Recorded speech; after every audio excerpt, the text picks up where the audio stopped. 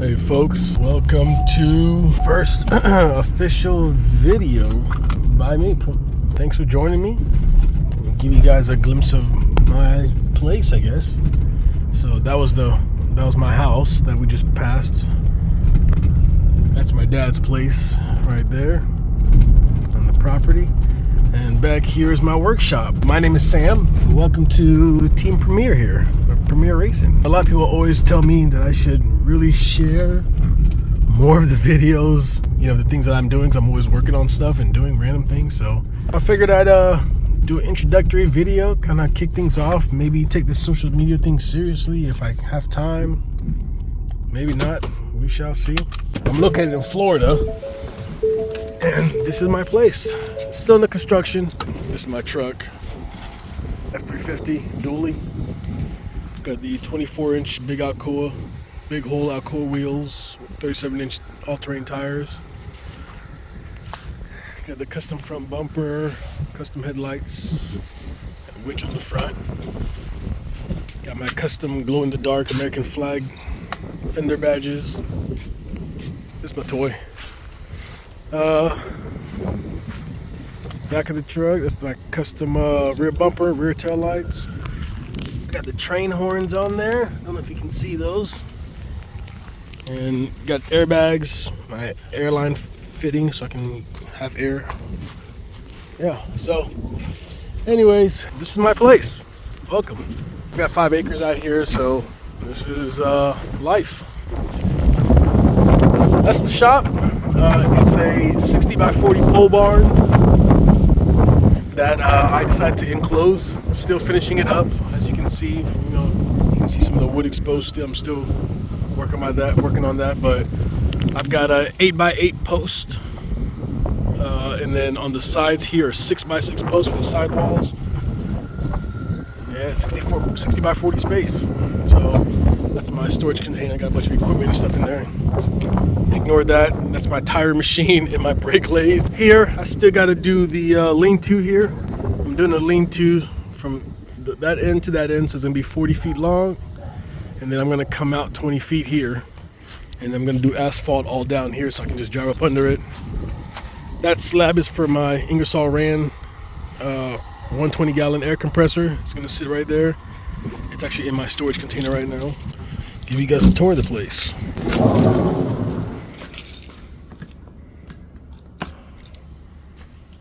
And here we are. This is the workshop. Again, still in the construction. This is what we got so far. I did all the painting. I somehow pulled it off. I went with one-of-a-kind epoxy. They're here in the Tampa area in Florida. They did the floor for me. I tell you, I went through 6 different floor epoxy vendors, and one-of-a-kind epoxy was the best price. They were actually almost $1,200 cheaper than the next person. And I'm telling you, I think it's been a year now.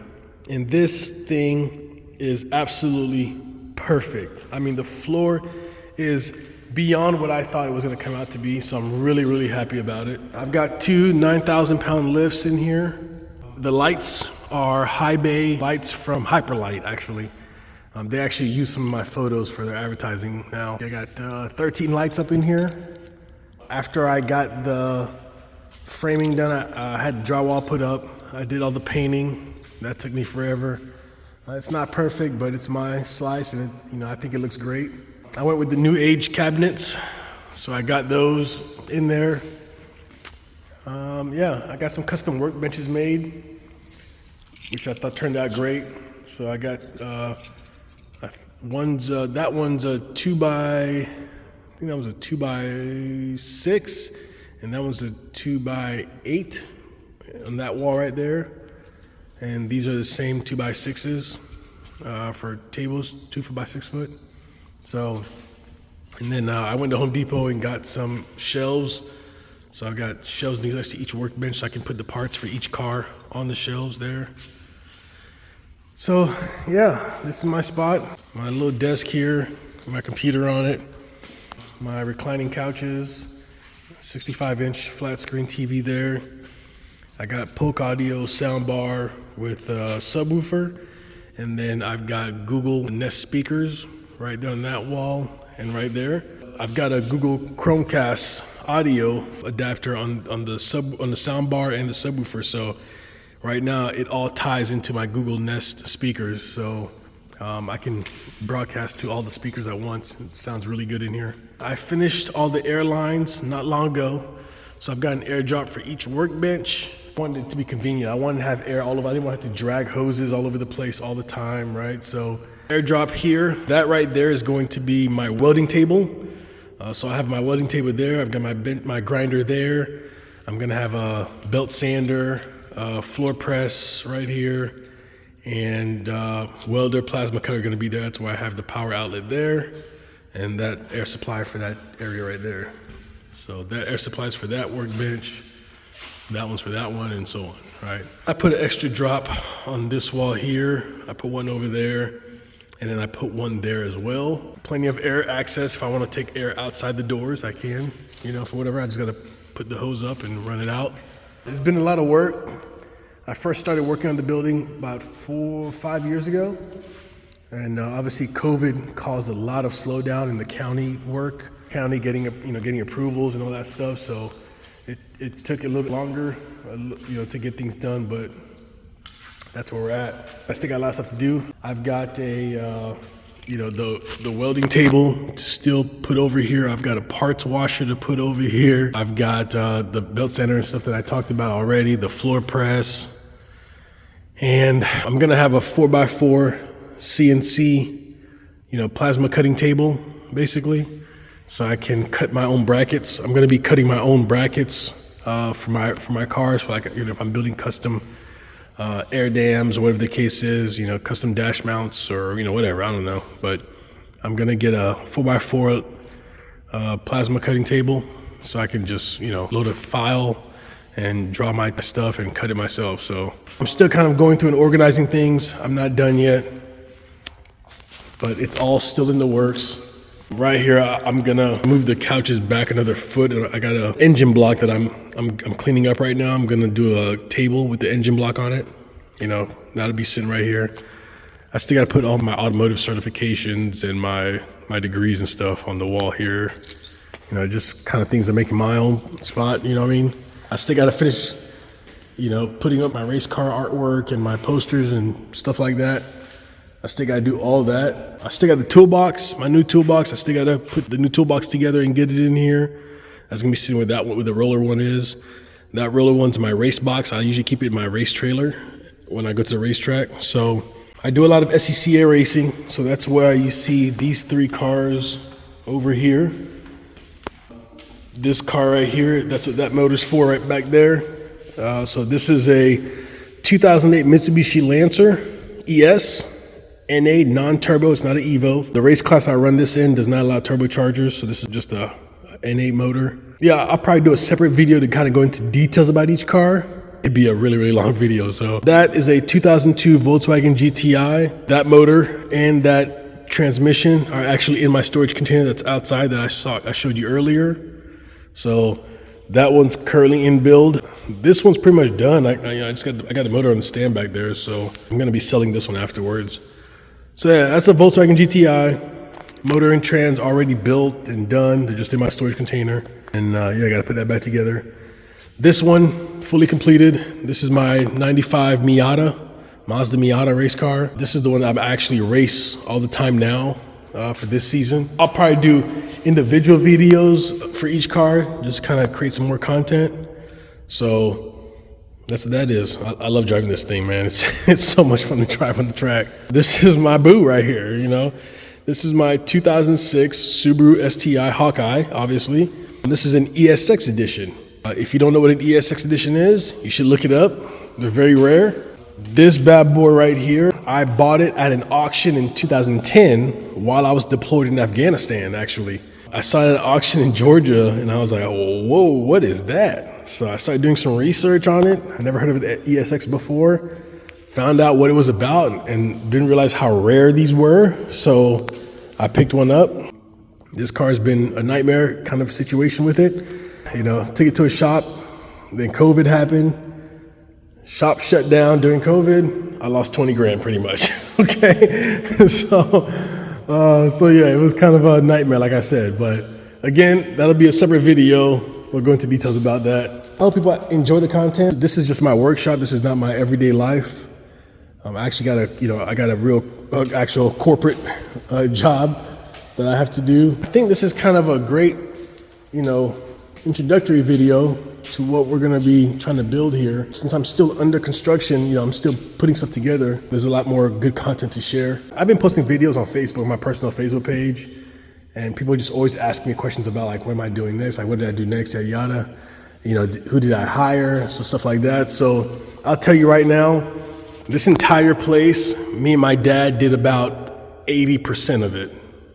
All this work is just kind of me and my dad, to be honest with you. I'm not a home builder or any kind of construction guy. I just went on YouTube, looked at videos on how to do certain stuff. So that's kind of how I got done. Like the only things that my dad and I did not do ourselves is, this was a pole barn, right? The pole barn came with the framing, the roof, and the 10 8x8 main poles that hold the structure up. So there's one there, one there, one there, boom, boom, boom. All right, 1, 2, 3, 4, 5, 6, 6 poles, so 12 total. The main poles and the trusses and the roof, that was the company I bought the pole barn from. They actually did that installation. All the exterior siding, that was me and my dad. Me and my dad were my dad's friends. And I'll tell you, my dad now is 72, he turned 72 today, actually. When we did this, it was 2020 when we first started doing all this. So my dad was 67 years old, and he was out here grinding with me, putting this stuff up. Yeah, he and we did the 6x6 poles that are on the sidewalls. They're 6x6s. We put those in ourselves. I did 2x6 pressure treated wood all the way around this thing for the outside siding. So all the way around this thing is 2x6s, right? So I think we've got 1, 2, 3, 4, 5, 6. I think 6 or 7 all the way up and down. It's been a while, but 2x6 all the way around. We put the exterior metal sheets on. Me, him, and one of his friends, who's also, at the time, I think was in his 60s as well. We just grinded it out, man. These old guys don't stop. So we did all that. That company did the main structure for me. I hired a crew to help me do the framing. That company, they helped me with a lot of it. Obviously, I couldn't do all the framing myself, so I did some of it, hired them. They helped me finish it out, and they did a majority of the rest of the work on the framing.